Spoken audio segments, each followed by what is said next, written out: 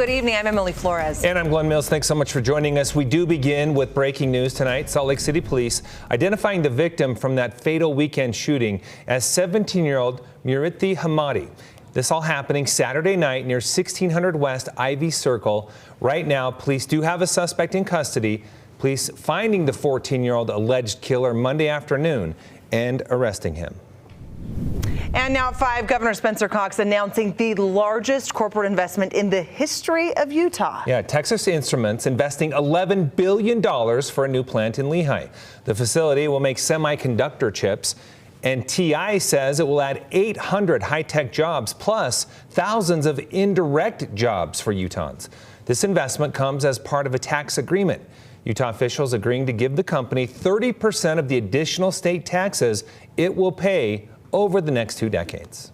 There were decisions made long before I became governor and long before this legislature convened that made it possible for this day to happen. The new facility will begin production as early as 2026. When that happens, the plant is expected to churn out tens of millions of chips every single day. It could ease some of the reliance on foreign powers for these vital parts that go into electronics we use every day.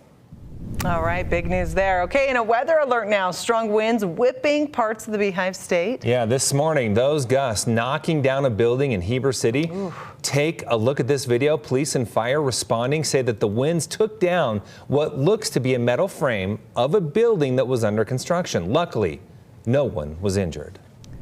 All right, that's a big deal. I was just about to say the winds took the sleds that were on our porch and put them all over the backyard, but that's of course easy for those winds that can blow down a building. You realize other people have bigger problems. Yeah, bigger problems, Lonnie. You said the winds were coming. Now, wicked winds, and they actually wreaked havoc in different portions of people's backyards. We got this great picture. I have to start with Don Can's photo because this looks great. You see the blue sky, dry conditions, but you know what? He sent me an email saying that 2 of his windmills in his backyard were destroyed because of the wind, and so that just plays right into that wind advisory for the Wasatch Front. And of course, these winds are a result of this exiting storm system and its counterclockwise flow. So we had those northerly winds, easterly winds along the Wasatch Front because they were coming right over the ridge. And so, yeah, they packed a punch.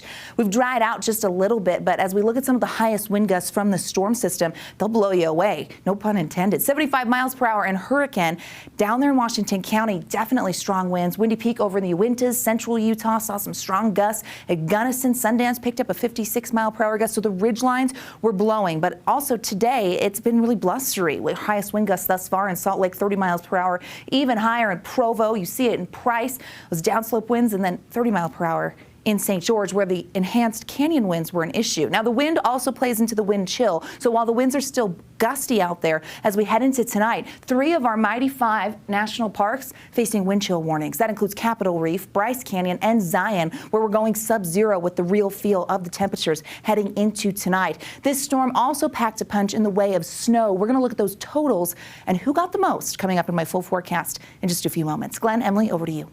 Alana, thank you. Small and mighty, just like Utah's brine shrimp. Today, 6th graders from Emerson Elementary on Capitol Hill presenting on a bill which they helped create. Yes, the bill is meant to bring awareness to Utah's brine shrimp population. ABC4's meteorologist Nate Larson joins us now from Salt Lake City. And Nate, what an impressive bunch of students and kids, really. Kind of neat to see, yeah, Glenn and Emily. So here at Emerson Elementary, Mr. Josh Craner's 6th grade class, yeah, they had 3 students that prepared small presentations to take up to the state capitol this morning to talk about House Bill 137, which would make brine shrimp Utah state crustacean, which we're not the only state, if we do implement one, that would have one. Now, these 3 students, they were just incredible in their presentation. Take a look. We're here to ask you if you could make the brine shrimp the state crustacean. It is estimated that they won't be able to survive in the Great Salt Lake if we don't do something about it. The students have been raising brine shrimp of their own in Mr. Craner's classroom since the fall. It's been amazing to see them latch on to this. To watch students become civically engaged is so cool. I mean, they're 11 and 12-year-olds. They've become so passionate about saving these vital creatures in the Great Salt Lake that they started a petition that now has 800 signatures. I think it's a place where kids can access it. I mean, the problem of the lake feels so big and so huge, and adults are working on that, and the kids can't do things that actually necessarily change that right now. I mean, they can learn to conserve water and that, but this gives kids an access point. Brine shrimp have inhabited the lake for over 600,000 years, since Lake Bonneville, and are vital to our local ecosystem.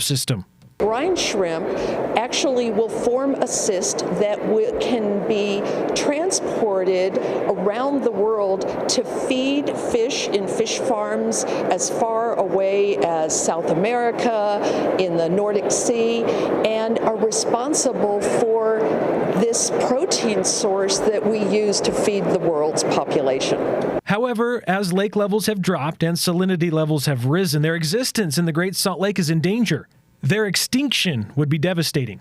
Many birds come to feast on the brine shrimp right before their migration. If we don't do something, all the birds that eat the brine shrimp will lose their food source and their home. Students and supporters of the bill hope that with acknowledging the brine shrimp as our crustacean, it will further efforts to save the shrimp and their habitat. It's also a great way to get the students involved in the lawmaking process. The best part about this initiative is this is also involving our students in the process of how a law is made. I'm so proud of them. I'm so proud of how confident they were, what they were able to represent, how they were able to represent us, our school, our district. All right, now the bill did have enough support to move forward to the House floor, so if it does, Utah could join some other states like Maine, who has the lobster as their crustacean, Alabama, the brown shrimp. I guess we'll have to wait and see if it passes through the House floor as well. Live at Emerson Elementary, Nate Larson, ABC4 News. Back to you guys. Thank you, Nate. Also on Utah's Capitol Hill today, supporters are backing a bill that would legalize psilocybin, better known as magic mushrooms, for medical use. Senator Luz Escamilla is sponsoring the bill to establish a pilot program that would give patients the drug under medical supervision.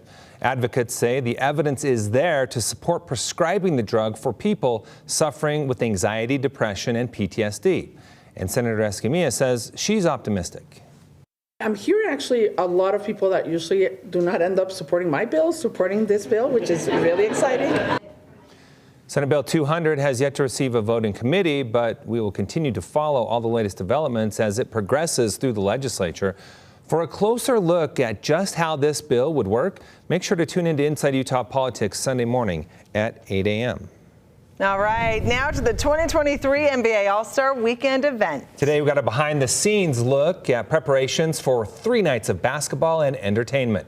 NBA staff telling us the challenges are the same every year, adapting the event to an unfamiliar venue and setting up for a massive production. One difference, though, the stage at Vivint Arena is the second largest they've worked with over 14 million video pixels. It means a lot more opportunity to make moments on and off the court even more special. What my job is, and the people that work with me, is to accentuate all of those moments, give the players an opportunity to have those moments, and make sure that those moments are seen by the fans, not only in the building, but at home. And we know more about the performers this weekend. Actors Vin Diesel and Ben Affleck playing a special role in welcoming fans and introducing Friday's All-Star Celebrity Game. Sunday, Post Malone will perform after LeBron James and Giannis Antetokounmpo draft their teams. Out here at the airport, they're getting prepped for the big All-Star Weekend, and TSA has a couple of things they want to remind you of, both flying in and flying out with the souvenirs. Plus, we're going to show you a couple of really hard-working dogs that are trying to keep you safe coming up at 6. Plus, there's that live look from the Cedar City Airport. It's cold in Iron County. Fresh snow, but it's been cleared off of the runway. They were the big winner when it came to these snow totals. We're going to look at how much and when we can expect our next round of wet weather in Utah's most accurate forecast.